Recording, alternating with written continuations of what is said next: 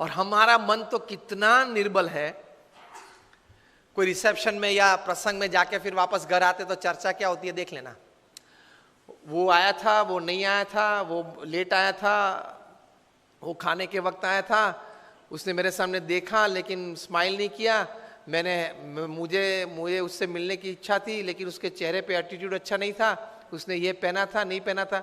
2 घंटे तक फंक्शन के बाद घर में यही चर्चा होती है सबके घर में, यस और नो, वे आए थे वे नहीं आए थे, उसके लिए आप फंक्शन में गए थे।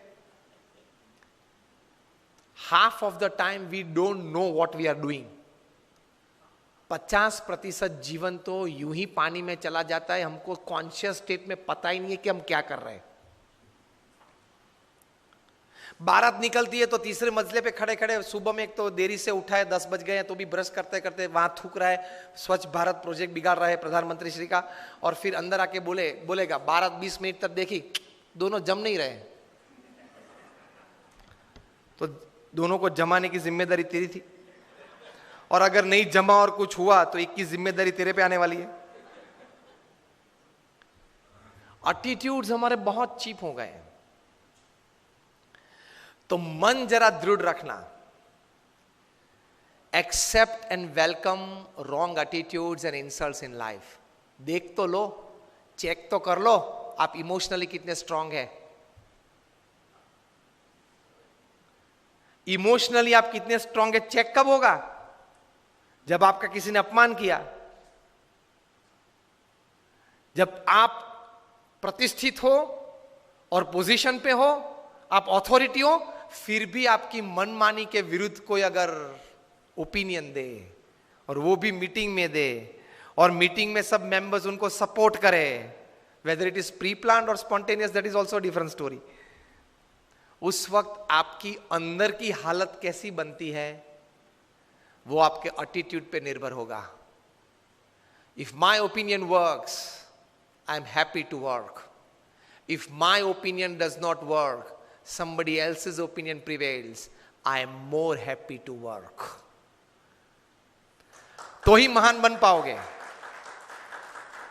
स्टीफन कॉवी ने यही बात लिखी है, the 7 habits of highly effective people पुस्तक लिखा जो सबसे प्रसिद्ध मैनेजमेंट बुक है। उसके बाद उन्होंने एक और अच्छी बुक लिखी है, द 8th हैबिट। उसका सब टाइटल है फ्रॉम इफेक्टिवनेस टू ग्रेटनेस, असरकारकता से महानता तरफ। उसमें यही बात लिखी है। स्टीफन कवी आए थे भारत, 5 दिन रुके ये बुक की प्रमोशन के लिए, 4 सेमिनार किए। एक सेमिनार 700 से 1000 लोगों ने अटेंड किया, एक डेलीगेट फी 23,000 रुपये की थी। मुंबई में ओपनिंग हुआ, ओबेरॉय में फंक्शन था, 700 सीट्स थी। 24 घंटे पहले ई टिकट ओपन हुई और 86 सेकेंड्स में, 1 मिनट एंड 26 सेकेंड्स में 700 डेलीगेट्स ने पैसे भर दिए पूरे भारत में से, क्योंकि नाम तो बड़ा था स्टीफन कॉवी। 6 घंटे के सेमिनार में 5.5 घंटा सेमिनार मैनेजर्स और वीडियो ने चलाया। आधे घंटे के लिए ही सिर्फ स्टीफन कॉवी मंच पे आए थे। आधे घंटे में 10-12 बार वे एक वाक्य बार बार बोलते थे। वही वाक्य को, वही सेंटेंस को बॉक्स आइटम बना के दूसरे दिन डीएनए न्यूज़पेपर में पूरी आर्टिकल छपी थी। If you have not attended yesterday's Stephen Covey seminar, you can read this article. It is equally good in the thought process of attending the whole seminar. और अगर आपको पूरा आर्टिकल पढ़ने का समय ना हो तो ये बॉक्स आइटम आप पढ़ लेना। ये बॉक्स आइटम में जो बात लिखी है, that was the sentence that Stephen Covey talked again and again, perhaps more than 10 times in his half an hour of physical presence upon the stage. और वो क्या था? Don't expect others to change. First change yourself, others will follow.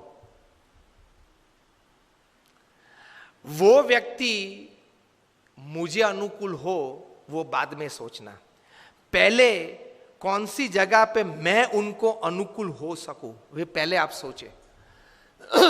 This is spirituality in management. Upanishad में ये बात है। All credits to Stephen Covey ये विचार के हिसाब से, लेकिन ये विचार हमारे उपनिषद में है। Don't expect others to change. I am quoting Stephen Covey not just word to word but letter to letter. Don't expect others to change. First change yourself, to suit others, and then others will follow. तो attitude ये रखना है काम करने कि मुझे सब कोई अनुकूल हो तो देखो मैं कैसा काम कर पाता हूं, वो एटीट्यूड नहीं है, गलत है.